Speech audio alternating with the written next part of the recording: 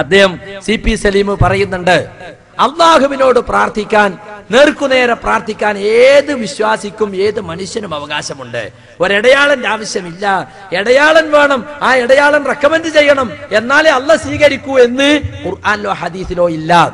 ആ ഭാഗത്ത് റെക്കമെൻഡ് എന്ന വാക്ക് പിടിച്ചിട്ട് എത്ര സമയമാണ് പേരോട് പ്രസംഗിക്കുന്നതെന്നറിയോ? ആ ഭാഗം നിങ്ങളൊന്ന് കേട്ടോളൂ. വാക്കിൽ കടിച്ചു തൂങ്ങുന്ന അദ്ദേഹത്തിന്റെ ആശയ ദാരിദ്ര്യം ഞാൻ നിങ്ങൾക്ക് പിന്നീട് ബോധ്യപ്പെടുത്തരാം. ഒന്ന് കേൾപ്പിക്കും. അള്ളയും നമ്മളുമായിട്ട് വളരെ അടുത്താണ്.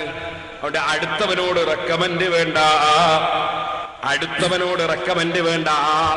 പിന്നെയോ അള്ളാനല്ലാതെ വിളിക്കാനും പാടില്ല, അള്ളല്ലാത്തവനെ വിളിക്കാനും പാടില്ല.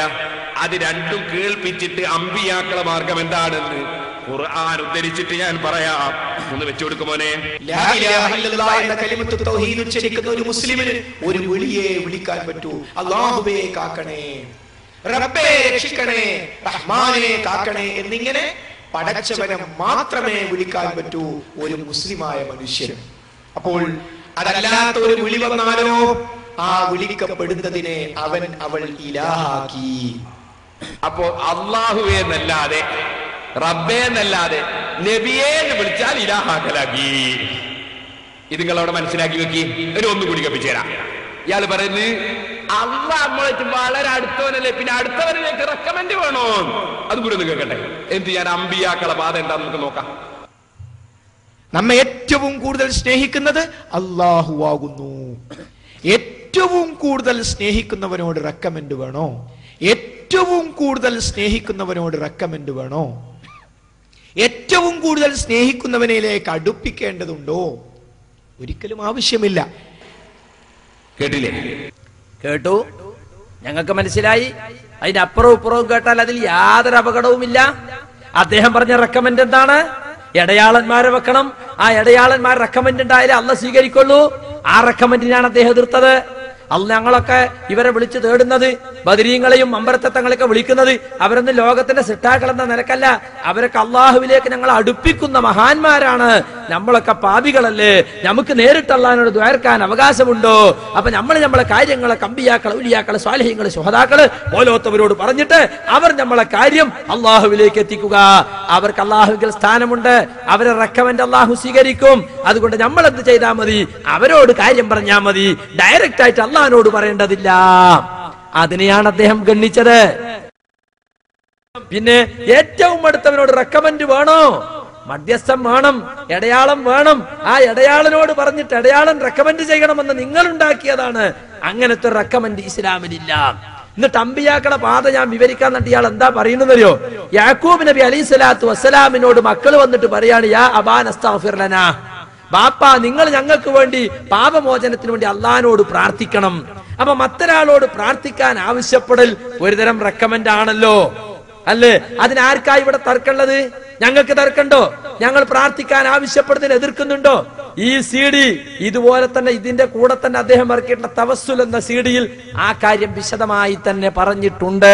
അതിന്റെ ഒരു ഭാഗം മാത്രം നിങ്ങൾ കേട്ടോളൂ. അദ്ദേഹം തന്നെ പറയുന്നത് മറ്റൊരു ഇനം മഹാനായ നബി കരീം സല്ലല്ലാഹു അലൈഹി വസല്ലമയുടെ ചര്യ പരിശോധിച്ചാൽ കാണാൻ സാധിക്കും. നല്ല ആളുകളെ കൊണ്ട് ദുആ ചെയ്യിപ്പിക്കുക. ഉദാഹരണം, മഹാനായ നബി കരീം സല്ലല്ലാഹു അലൈഹി വസല്ലമയുടെ കാലഘട്ടത്തിൽ മഴയ്ക്ക് ക്ഷാമമുണ്ടായി. ഈ സന്ദർഭത്തിൽ സ്വഹാബത്ത് നബി കരീം സല്ലല്ലാഹു അലൈഹി വസല്ലമയുടെ അടുത്ത് വന്നുകൊണ്ട് വിഷയങ്ങൾ അവതരിപ്പിച്ചു. റസൂലേ, കന്നുകാലികൾ പോലും നശിച്ചു പോകുന്ന അവസ്ഥയിലേക്കാണ് വരൾച്ച നീങ്ങുന്നത്. അതുകൊണ്ട് നിങ്ങൾ മഴയ്ക്ക് വേണ്ടി അള്ളാഹുവോട് തേടണം. എന്താ, അവർക്ക് നേരങ്ങ് തേടിയാ പോരെ? അവർക്ക് നേരങ്ങ് പ്രാർത്ഥിച്ചാൽ പോരെ? അവർ പ്രാർത്ഥിക്കുന്നുണ്ട്. ഒപ്പം അവരുടെ കൂട്ടത്തിൽ റബ്ബിനോട് ഏറ്റവും അടുത്തത് എന്ന് അവർക്ക് സംശയമില്ലാത്ത മുത്തു മുഹമ്മദ് മുസ്തഫ നബി കരീം സല്ലല്ലാഹു അലൈഹി വസല്ലമയോട് ദുആ ചെയ്യാൻ വേണ്ടി ആവശ്യപ്പെടുകയും റസൂലുള്ള ദുആ ചെയ്യുകയും അല്പസമയത്തിനുള്ളിൽ കാർമേഘങ്ങൾ ഇരുണ്ടു വരികയും ചെയ്തു. തുടർച്ചയായി മഴ അവർക്ക് ലഭിച്ചു. അപ്പൊ എന്താ, അവരൊക്കെ അവരുടെ ആവശ്യം റബ്ബിനോട് അവർ പറയുന്നതോടൊപ്പം നബി കരീം സല്ലല്ലാഹു അലൈഹി വസല്ലമയോട് ആവശ്യപ്പെട്ട് റസൂലുള്ളയെ കൊണ്ട് ദുആ ചെയ്യിപ്പിക്കുന്നു. അത് തവസ്സുലാണ്.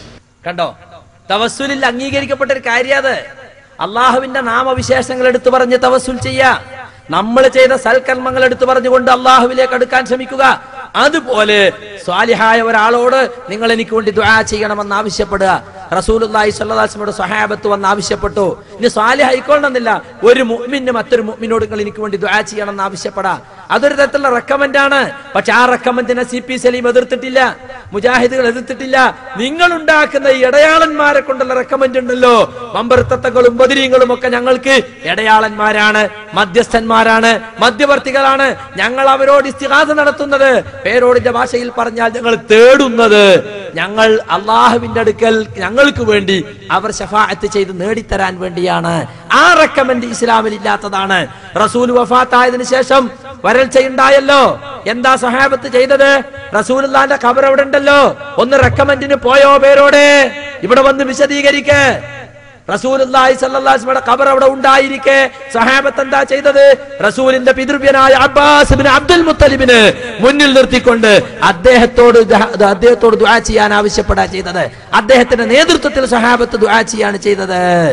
അപ്പൊ നിങ്ങൾ പറഞ്ഞ റെക്കമെൻഡ് സഹാബത്തിന് പരിചയമില്ലാത്ത കള്ള റെക്കമെൻഡ് ആണ്.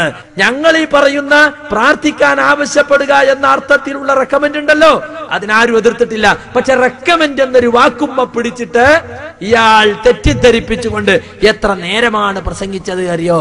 മയ്യിത്ത് നിസ്കാരത്തെ പറ്റിയും എല്ലാം റെക്കമെൻഡ് വേണ്ട എന്ന് പറഞ്ഞിട്ട് നീ എന്തിനാ